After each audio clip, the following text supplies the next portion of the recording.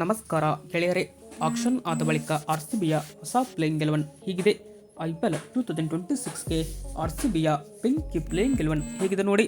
But ಇದು ಏನಪ್ಪ ಅಂದರೆ ಈ ಒಂದು ವಿಡಿಯೋದಲ್ಲಿ ನಾನು ಆರ್ಸಿಬಿ ಪ್ಲೇಯಿಂಗ್ 11 ಜೊತೆಗೆ ಆಕ್ಷನ್ ಆದ ಬಳಿಕ ಆರ್ಸಿಬಿ ಯಾವ ಥರ ಕಾಣಿಸ್ತಿದೆ ಅಂತ ಪ್ರತಿಯೊಂದನ್ನು ಕೂಡ ತಿಳ್ಕೊಂಡು ಬರೋಣ.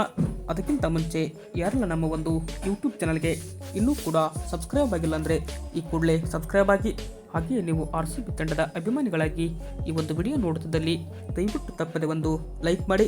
ಇನ್ನು ಮೊದಲಿಗೆ ಆರ್ಸಿಬಿ ತಂಡ ರಿಟರ್ನ್ ಆದ ಆಟಗಾರರ ಪಟ್ಟಿಯನ್ನು ನೋಡ್ತಾ ಬರುವುದಾದರೆ, ವಿರಾಟ್ ಕೊಹ್ಲಿ ಆರ್ಸಿಬಿ ತಂಡಕ್ಕೆ 21 ಕೋಟಿ ರೂಪಾಯಿಗೆ ರಿಟರ್ನ್ ಆದರೆ, ಜಾಸ್ ಹಜಲ್ವುಡ್ 12.50 ಕೋಟಿ, ಫಿಲ್ ಸೆಲ್ಟ್ 11.50 ಕೋಟಿ, ರಜತ್ ಪಾಟಿದಾರ್ 11 ಕೋಟಿ, ಜಿತೇಶ್ ಶರ್ಮಾ 11 ಕೋಟಿ, ಭುವನೇಶ್ವರ್ ಕುಮಾರ್ 10.75 ಕೋಟಿ, ರಸಿಕ್ ಸಲಾಂ 6 ಕೋಟಿ, ಕರ್ನಾಲ್ ಪಾಂಡ್ಯ 5.75 ಕೋಟಿ, ಯಶ್ ದಯಾಳ್ 5 ಕೋಟಿ, ಟಿಮ್ ಡೇವಿಡ್ 3 ಕೋಟಿ, ಸುಯೇಶ್ ಶರ್ಮಾ 2.6 ಕೋಟಿ, ಜಕೋಬ್ ಬೆಥಲ್ 2.60 ಕೋಟಿ, ದೇವದತ್ ಪಡಿಕ್ಕಲ್ 2 ಕೋಟಿ, ನುವಾನ್ ತುಷಾರ 1.60 ಕೋಟಿ, ಪ್ರಮೋರೆ ಸಫರ್ಡ್ 1.50 ಕೋಟಿ, ಸ್ವಪ್ನ ಸಿಂಗ್ 50 ಲಕ್ಷ, ಅಭಿನಂದನ್ ಸಿಂಗ್ 30 ಲಕ್ಷಕ್ಕೆ ಆರ್ಸಿಬಿ ತಂಡಕ್ಕೆ ರಿಟರ್ನ್ ಆಗಿದ್ದಾರೆ.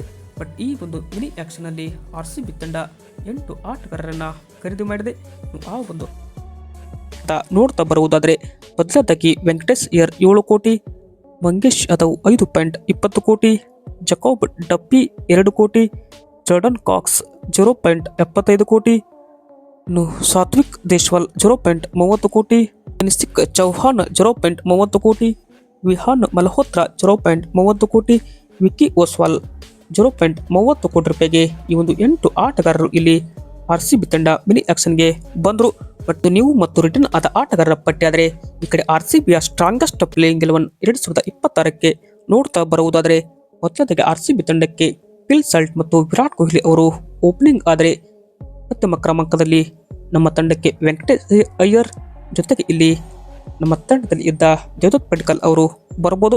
ನಂಬರ್ 4 ನಾಯಕ ರಜತ್ ಪಾಟಿದಾರ್ ಬಂದರೆ, number 5 Tim David, number 6 Krunal Pandya, number 8 Romario Shepherd ಇದ್ದರೆ, ನಂಬರ್ 9 ಜಿತೇಶ್ ಶರ್ಮಾ. ಬೌಲಿಂಗ್ ವಿಭಾಗ ನೋಡ್ತಾ ಬರುವುದಾದರೆ, ಭುವನೇಶ್ವರ್ ಕುಮಾರ್, ಅದೇ ಥರ ಇಲ್ಲಿ ಜಾಸ್ ಹಜಲ್ವುಡ್. ನಮ್ಮ ತಂಡಕ್ಕೆ ಮತ್ತೊಬ್ಬ ಆಟಗಾರ ಸುಯೇಶ್ ಶರ್ಮಾ ಇದ್ರೆ, ಇಂಪ್ಯಾಕ್ಟ್ ಪ್ಲೇಯರ್ ಆಗಿ ನಾವು ಯಶ್ ದಯಾಳ್ ಅವರನ್ನ ಇಲ್ಲಿ ನೋಡ್ಬೋದು.